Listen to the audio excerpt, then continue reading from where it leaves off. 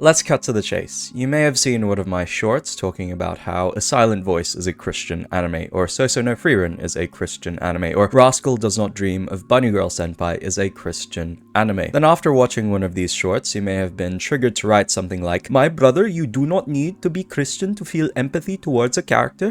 You realize that non-Christians can have a sense of morality as well. This has to be bait," or "I feel like this is at the very least a shallow analysis of a film that says so much more than just forgiveness. Saying it's a Christian anime for this reason alone is funny, blah blah blah blah blah, you get the idea." Which brings me to one of my goals in making these videos, highlighting that the values that these anime have embedded in them are explicitly Christian values. Now, I'm not saying that you can't be a non-Christian and moral at the same time. Of course, there are plenty of atheists and Buddhists and Jews and Hindus and Muslims who are moral people and do moral things. But when we're talking about ideas such as loving your neighbor as you love yourself, or going to the extent of loving your enemies, the very idea of compassion itself towards those who suffer, we take that for granted today. But that idea was only introduced to our culture because of Jesus. Jesus was one of the first teachers in the post-Eden world to preach this form of sacrificial love towards all people. Let me propose to you another virtue that we take for granted in the West, that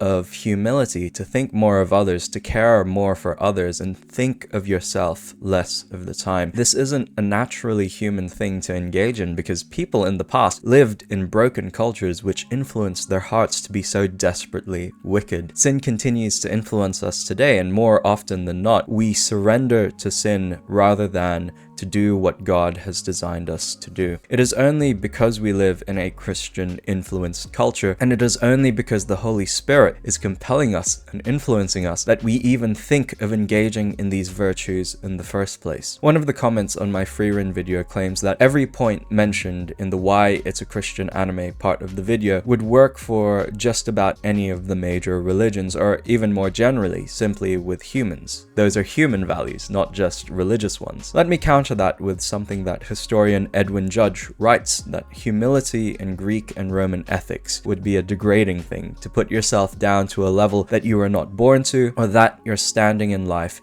did not require you to be in, was disgraceful and debasing. There was no virtue in it at all. Which is why it's then a beautiful thing that Jesus and Christians reintroduced that virtue of humility into a broken culture like that 2,000 years ago. These aren't just universal values that we're talking about when we're discussing the values of an anime that I want to call a Christian anime. These are specifically Christian values. Which brings me to my second purpose. It's that the values which are reflected in anime are reflective of the fact that God's attributes are, at least on the surface, present in all cultures and all societies. Now, that doesn't contradict my previous point that I just made about Christian influence on culture, because when we observe different pre-Christian cultures around the world, particularly pagan cultures, they absolutely suck. Pre-Christian Europe and South America in particular were incredibly barbaric, had plenty of human sacrifice, and it just goes to show the depths of human depravity. However, that doesn't stop humans from being good sometimes, as in being harmonious with how God originally designed us, to be kind, to be honest, to be gracious. Because humans have been made in the image of God, those times where humans stop committing sin are times where we are living in congruence and reflecting certain attributes of God. Therefore, it's no surprise that when people create, just as God has created, there will be certain attributes of God that would also be reflected. When an anime like A Silent Voice centers its story around forgiveness and reconciliation, the author, the director, and the animators of this anime may not have even known about God, but it's in the creation of this anime that they are reflecting what it means to be made in the image of God. Initially to have created in the first place, but then to include some of these values throughout the story of A Silent Voice. And that would have been for a number of reasons. It's because the creators of A Silent Voice are also made in the image of God, and may have also been through some influence of God in these people's lives. And of course, it's also because they live in a Japanese culture which has had some Christian values introduced to it as well. So,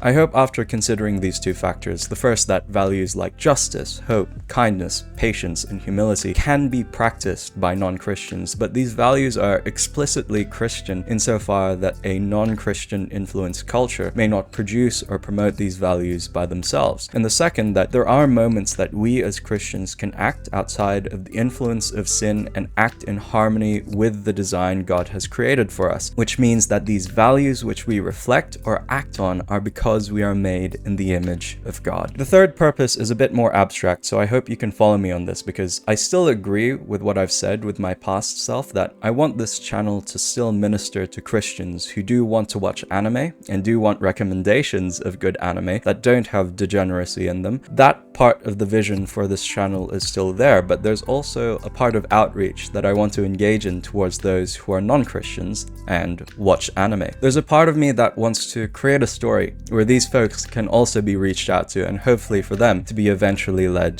to Christ. Now, let me give you an example of a story in our culture which is particularly prevalent, and especially in Christian conservative circles. This is a story told by boomers, told by some charismatics, that anime is actually satanic and demonic, and that nothing good comes out of anime. That story may be untrue, that story may be false, but it is a story that has power because it's said again and again by boomers. And because of that, there are anime fans out there that when they see that sort of improper behavior from Christians, that they don't want anything to do with the church or Christianity as a result of that. That's one story I want to push back on, and I'm sure you, dear viewer, also want to push back on. But how do we respond to this, right? I'll get to that, but let me give you another story that's also told about some anime. The second story is one propagated by leftists who say that certain anime characters are gay, and we know why they do it. It's because some of these guys don't actually have friends and have never been in a meaningful or deep relationship before, so because of that, they reflect their own lifestyles and sexual fantasies upon anime characters that obviously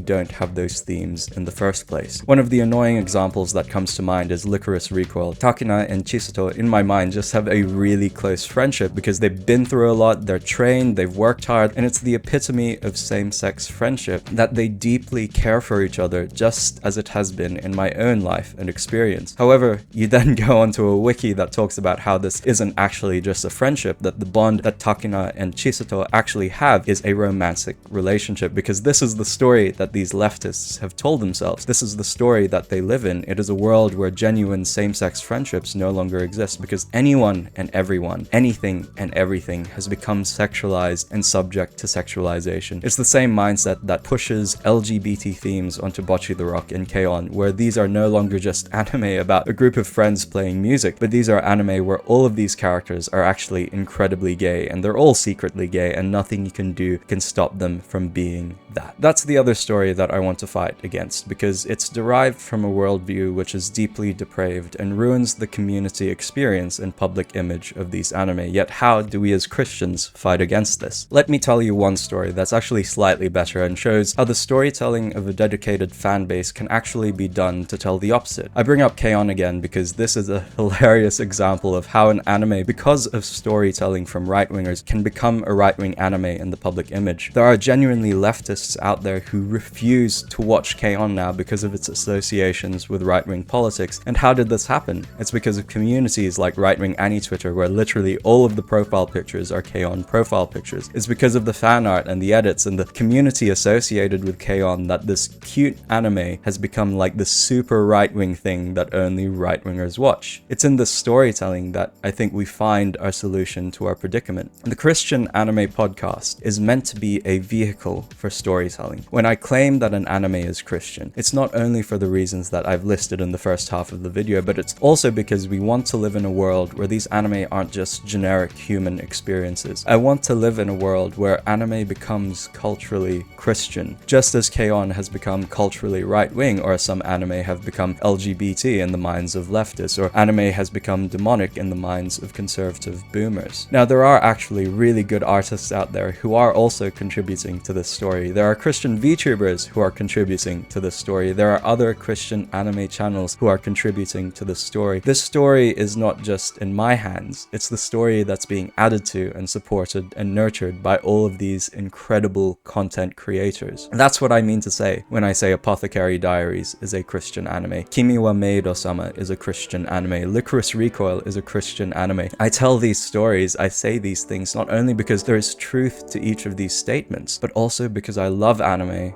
and I love God. To say that something is a Christian anime, these are stories that I am not only incredibly invested in, but I am also so deeply passionate to tell.